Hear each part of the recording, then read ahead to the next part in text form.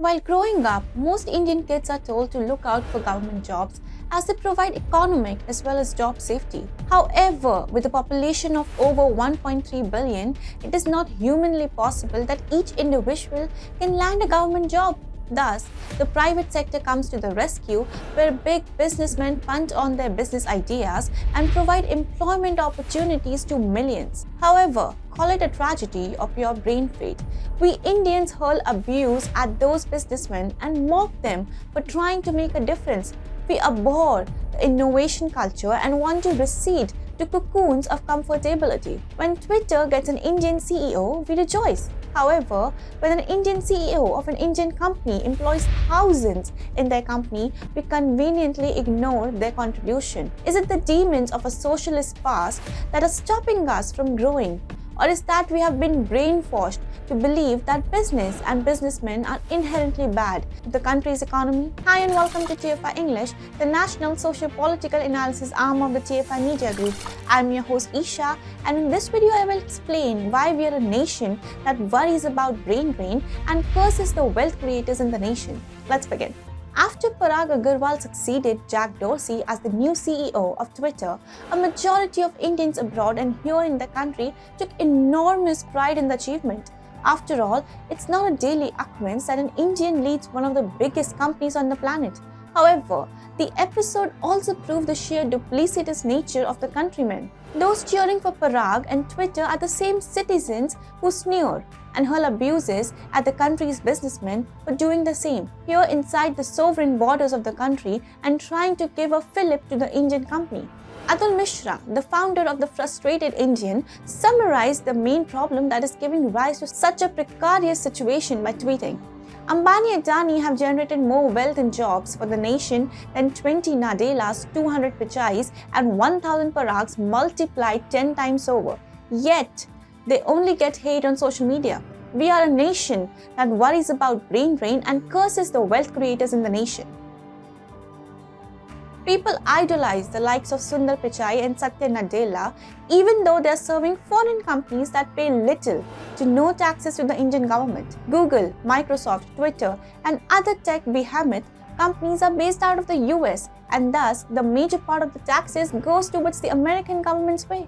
The Indian government and the public get tiny morsels of it, and yet the Indian INC leaders of these companies are promoted to the demigod status. In fact, the Silicon Valley companies are still outside the ambit of the Data Protection Bill, which has been stuck with the Joint Parliamentary Committee for some time now. These companies harvest the users' data in large swaths, keep it to themselves, and when the Indian government repeatedly demands them to set up data centers here in India, they refuse to do so. The tech giants then indiscriminately sell the user data for ads and make profits. The DPR, if passed, will keep these companies in check.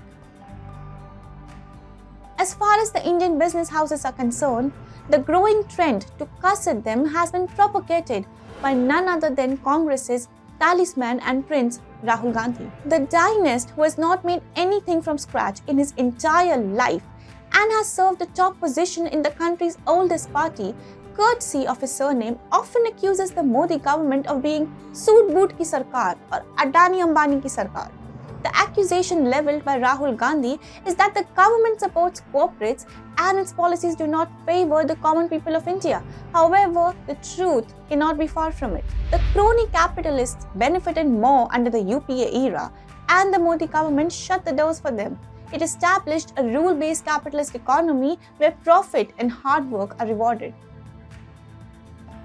A company like Reliance Industries Limited, headed by Mukesh Ambani, has done more for the nation development than Congress in its over 50 years rule. According to a Business Standard report, Reliance alone added over 75,000 jobs in the Indian economy and hired more than 50,000 freshers in the financial year 2020-21 despite the disruptions caused by the COVID-19 pandemic. The company hired over 50,000 freshers during the year, including hiring from some of the leading institutions such as IIMs, XLRI, ISB, IITs, NITs, BITS, and ICAI throughout the year.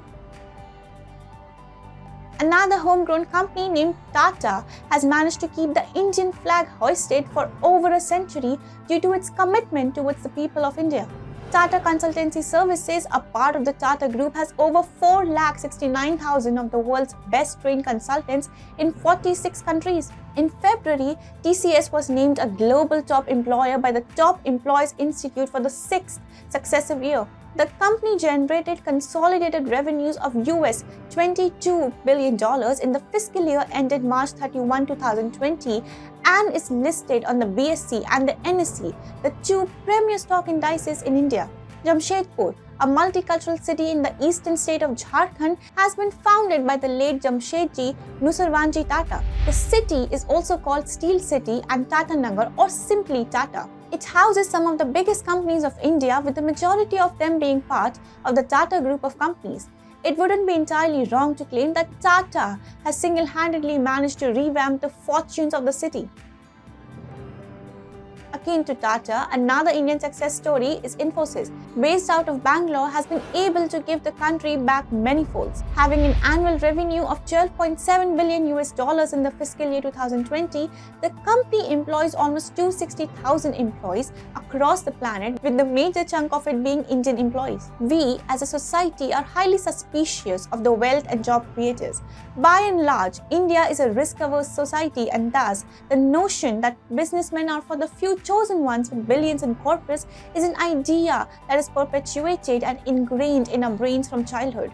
The child then grows up dreaming of being a mere cog in the industrialized machinery rather than inventing the new machine. However, when someone manages to be moderately successful in their enterprise, the opposition and the wildly fickle public tend to ostracize them. If India is to make big in the century, it must rid itself of such notions. We made 41 unicorns in the first 11 months of this year.